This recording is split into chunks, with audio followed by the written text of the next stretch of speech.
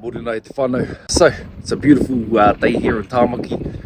Look how amazing Tāmaki is, whānau. Don't let anyone say that Tāmaki is not the spot to be, because it really is. I'm heading out to Tiritiri Matangi Island, and this is my second location of running to my Tipuna Maunga, to my Tipuna Papakainga, my ancestral lands and whenua, to connect with my whakapapa and to take this rakau here that's been passed down from my parents, from my matua. The objective of what I'm doing is to put mauri into my rakau here, my Taiaha, so I can pass that down to my tamariki in the near future. So, koinei ngā whainga o tēnei kaupapa nōku, kia whakatongia te kākano pia. So yeah, Tiritiri Matangi is my second location. My first taha, my first iwi is Ngāti Pāwa, which is on my mum's side.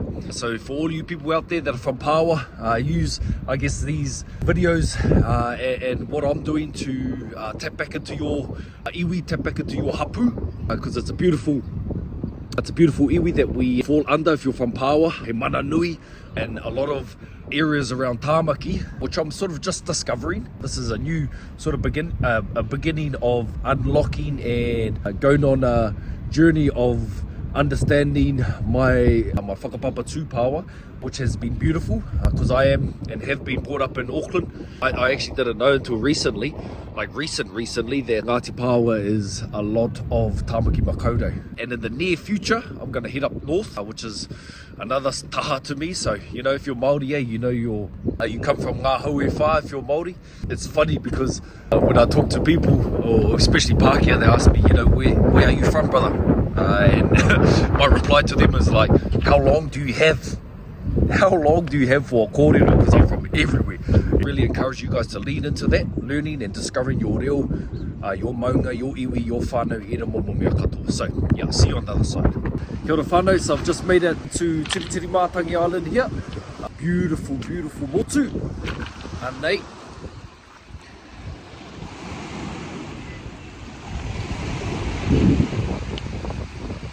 Yep, just about to embark on my hikoi / oma. This is the starting point. I did my karakia, I did my hiri, my kaitiaki o te whenua nei, our atua, to keep me safe through this journey to our tipuna. Still, you know, here are wairua, yoku nei whakaro, they're still here in spirit. So I make sure, like I do everywhere, that I pay my respects to our tipuna and to our atua, in order for them to keep me safe on this journey that I'm embarking on.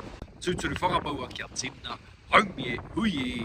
Just here on the shoreline on Tiritiri Matangi, obviously, but I'm loving this hikoi so far. The manu here are pumping, the manu here are thriving, and there's something beautiful about being amongst the taiao, especially when it's sort of untouched, and then amongst our manu ti ori. It's a beautiful thing. It's a beautiful thing, and it just reminds me of how powerful the taiao is, the environment is, and being amongst ngā atua katoa o tō mātou nei whenua.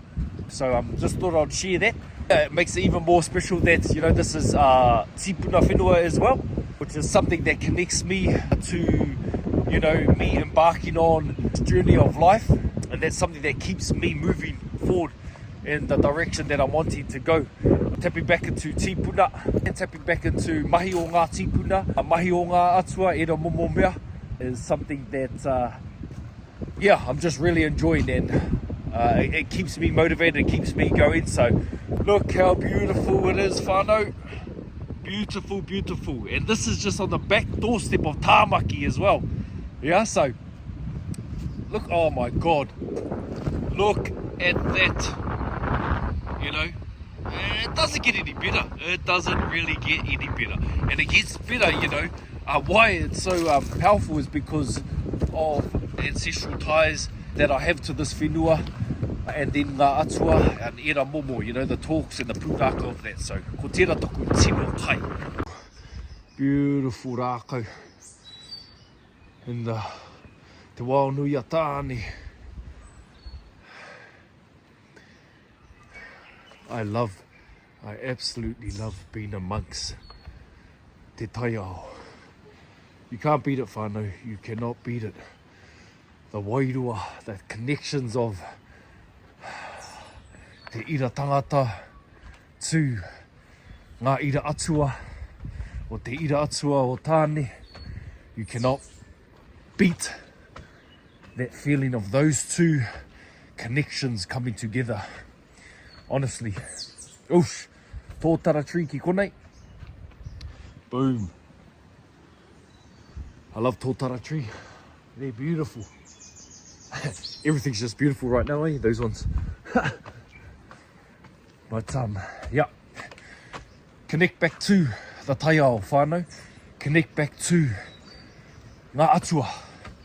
Learn about the mātauranga e pāna ki ēnei atua. Once you gain a bit of understanding around our atua and their pūrākau and the knowledge that comes behind these atua of ours, pera kia tāne, and tāne mahutas, the main at this moment. But once you understand all of the huahuatau, which are metaphors, all of our pūrākau, all of our stories, and how all of these atua whakapapa back to each other. So I'm just here by this plant ki konei, and this plant is called aruhe. And aruhe was a momo carbohydrate that our tipuna used to consume back in the day as a source of kai. So it's a momo bracken type of plant. Ne? I'm not too sure how this is eaten or prepared. Sometime in the near future I'm going to prepare it and go on a tipuna diet, which is all of our ancestral kai. Ko te ingoa o tēnei, ko te aruhe. Just encountered a bit of a moment there with the manu. Now this might sound hectic for some because of maybe your lack of depth to the connection of Taiaha and manu and te ira tangata. When I go for hikoi in the ngahere, I feel like these manu are my kaitiaki. Now, whether that is true or not, if I believe it in my hinengaro, in my mind, and I say that they are my kaitiaki, then they are my kaitiaki. So I think, if you believe it in your mind, and this is not to sound all like, all in the fairy lands, but this is philosophy, ne?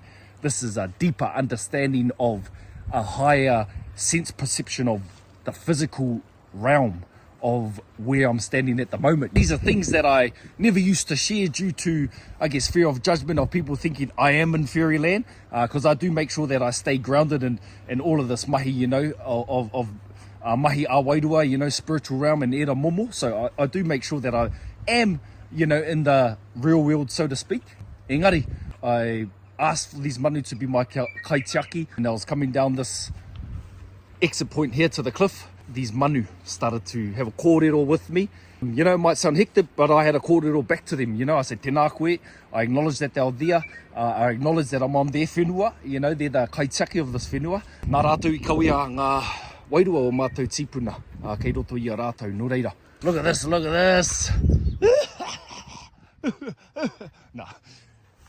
Anyway, where I'm trying to go is pretty much to a pā site called Papakura. And it is a old papakainga of Ngāti Pāwa, where our tipuna used to live back in the rā.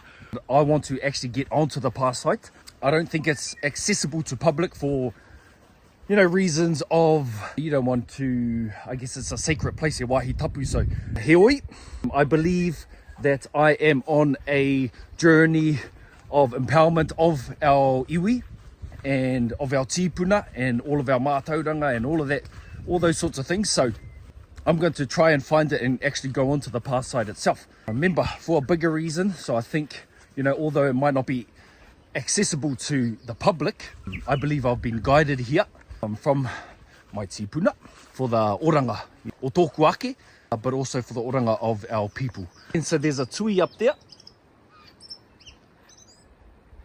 Yeah, you can hear it. And a metaphor that you can use to be like a tui. These manu like to mimic. So they pick up on other manu in the ngahere and they mimic all these other manu. So a metaphor that you can use, because they mimic and they copy and they listen to other manu in the bush, you can do that for yourself. So in terms of, using, finding other people to enhance your own skill set and your capabilities, your strength and your attributes, you can take from other rangatira. Just like the tui does, it takes from other birds in the ngahere and uses it to its benefit.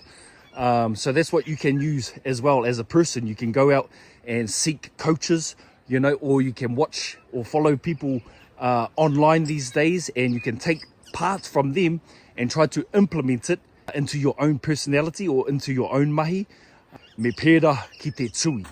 Right, whānau, so I just made it down here to Fisherman's Bay. Surely there's a ingoa Māori for here. I'll find out.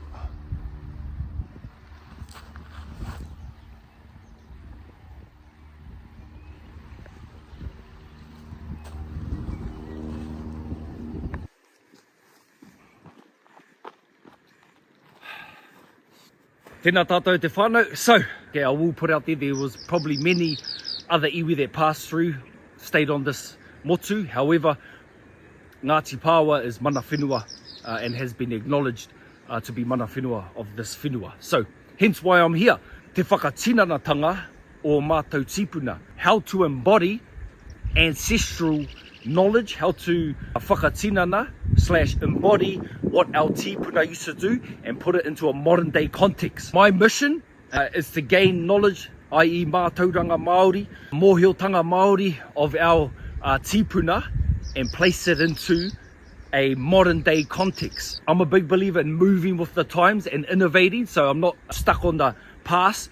However, I'm trying to learn from the past, from our ancestral practices, tikanga, whakaaro, training regimes, era momo mea katoa. I'm trying to learn from the past in order for me to go forward in my pursuit of empowerment for myself, in my pursuit of empowerment for ngai Māori, in my pursuit of passing down, you know, the knowledge and the practices of our tipuna to enhance the well-being of people, the well-being of the vitality of our whenua, kaitiakitanga, and then also the vitality of connecting te whakahononga of Pākehā and Māori, bringing those two, I guess, vehicles together in order for us to thrive, in order for us to move forward together. Because whether we like it or not, Pākehā are here and other, you know, tauiwi are here. So how can we use our practices of our people and put it into a modern day context in order for the vitality of Aotearoa ultimately? So that's a bit of a mission that I'm on. I'm trying to create, I guess, a Hawaii ho, a new Hawaii where we can all thrive together. If I can inspire you guys out there to do the same, you know, then beautiful. I want you to tap back into, you know, these practices for this new Hawaii or for this new way of living, because we're moving with the times. I want to move with the times. I don't want to be stuck in the mud. I'm not someone who likes to be stuck in the mud, meaning in the past, meaning playing victim to the past, letting colonization of the past dictate my future. Ihara. Okay, ka hore. I'm not about that life at all. I'm about moving with the times, mahi tahi, you know, standing my ground. Don't get me wrong. Me tū koe, ki roto i tō mana motuhake when you need to. But I'm a big believer of working with people. You know, mena he tauiwi, mena he Pākehā, all other ethnicities. Okay, I'm trying to incorporate all of those, all right, and be, I guess, use Māori concepts in all of these teachings, in whatever field it may be. And I feel like there's a tide that's changing for our people. And I'm totally grateful, and I'm a super optimistic type of fella. So I always see, you know, the silver lining in anything negative. I'm quite a positive dude in terms of my mindset, and I love working with people that want to, you know, be worked with. Shout out to all of our people that are fighting, you know, against the crown and the government and ero momomea, because there is a place for that. But for me, I'm not about that life. I want to work with people that, you know, want to work with me, want to mahi tahi, and that's sort of the vibe that I'm putting out there anyway. Nō reira, anei hau he koha mō tātou te iwi o Ngāti Pāwa, ngai Māori, anō hoki mō tātou ngā iwi katoa, ngā wāhi katoa o te moana nui a kiwa, anei hau he koha mō Aotearoa. Okay, to thrive, you know, I'm just trying to bring the vitality and Māori concepts and Māori mātauranga. Hopefully you guys get something out of this momo kōrero that I just had. Remember, stay hearty, stay strong, pursue your dreams, pursue finding knowledge. I'm a big believer in always sitting in the seat of learning. I'm always a tauira to life. Okay, I'm never, you know, although I might be in a teaching role, so to speak, I put myself in the learner's seat. Always, always I'm a tauira. I'm a tauira so I can be a tauira. All right, I'm a student, so I can be an example, right, for the next generation, you know, an example for myself. Everything always starts with me. I want to be the best version of myself. And if I can be that, then I feel like a byproduct of that will be to inspire everyone else around me and whatever they're trying to achieve. So, atu e tērā whānau. Hopefully you guys have a good day. Remember, the sun always shines. Get out into the Taiaha. Get in touch with your tipuna. Get in touch with your tipuna maunga, your Tipuna Whenua. Get in touch with ngā kaitiaki o te whenua. Get in touch with ngā atua, learn about those concepts, which are beautiful. Learn about mātauranga Māori, which is awesome, and put it into this Hawaii ho. Ngā mihi.